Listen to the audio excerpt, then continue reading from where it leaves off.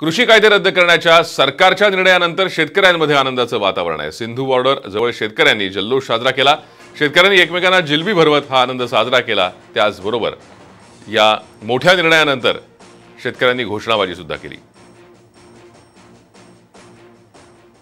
बड़ी अच्छी बात है। ये काम वो 1 साल पहले भी कर सका था। आपको जब इन्होंने करा था 1 महीने पहले यूनियन आ गई थी, जब भी कर सका था।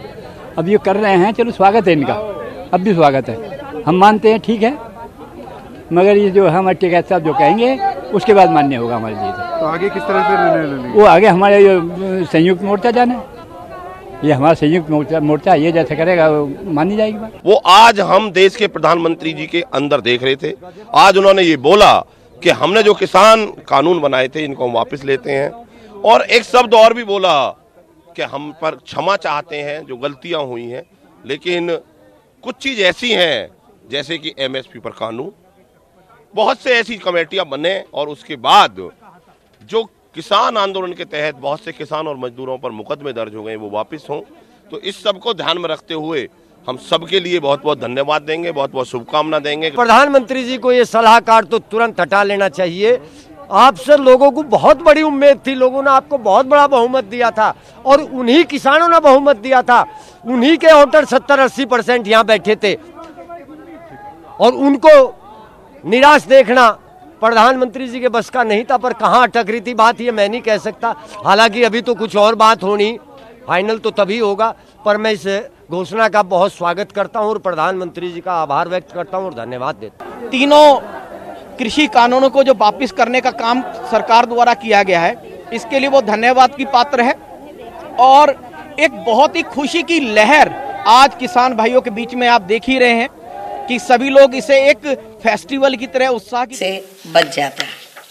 लेकिन अभी भी किसानों को उनकी उपज का समर्थन मूल्य देने संबंधी राष्ट्रीय कानून बनाने की एक खास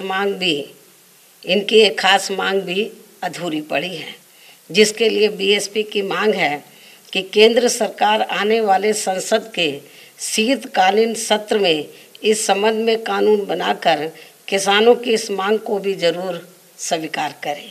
इतना ही नहीं बल्कि बीएसपी की शुरू से ये मांग रही है कि खासकर खेती किसानी व किसानों के मामले में कोई भी नया कानून बनाने से पहले उनसे सलाह व परामर्श आदि ज़रूर करना चाहिए। चाहे तो स्टेट गवर्नमेंट बनाए चाहे सेंट्रल गवर्नमेंट बनाए, किसानों को लेकर, उनकी खेती किसानों को लेकर तो कोई भी कानून बनाते, कोई नया कानून लाते हैं तो केंद्र और राज्यों की सरकारों को चाहिए कि किसानों से वो विचार विमर्श ज़रूर करें, ताकि किसी भी गैर जरूरी विवाद से देश को व राज्यों को भी बचाया जा सके।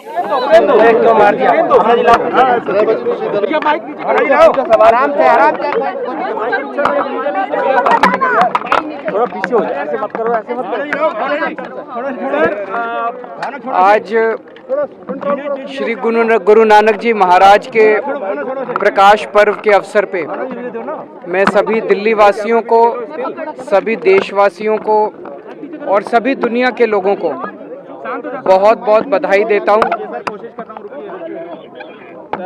श्री गुरु नानक जी महाराज सभी लोग उनकी पूजा करते हैं, सभी लोग उनको अपना गुरु मानते हैं, सभी धर्म के लोग, सभी जातियों के लोग। उन्होंने इंसानियत के लिए अपना पूरा जीवन बहुत कुछ किया और सबका फ़र्ज़ है कि उनके बताए हुए रास्ते पे चलें।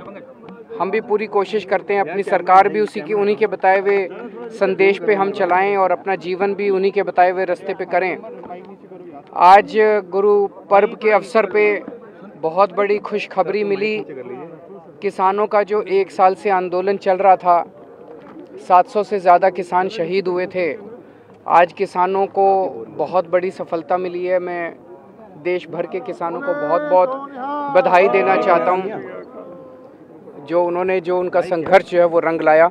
मैं सभी देश के किसानों को बहुत बहुत बधाई देना चाहता हूँ। सर देरी हुई है क्या सर? देरी हुई है या सर देर आए दुरुस्त आए? आपने सड़क से लेकर संसद तक आपने विरोध मैं समझता हूँ अगर जल्दी कर देते तो शायद कई सारे किसानों की जान बच सकती थी। अगर ये जब एक मिनट अरे बात कर रहे हैं, वो बात कर रहे हैं। हाँ, जी सर। तो अगर ये जल्दी हो जाता 700 किसान को शहादत से बचाया जा सकता था। लेकिन आज भी उनकी जो सफलता है, ये सफलता कोई छोटी सफलता नहीं है, बहुत बड़ी सफलता है। शायद भारत के इतिहास में ये पहली बार हुआ है कि किसी आंदोलन की वजह से 3 कानून जो है वो सरकार वापस ले रही है। तो मैं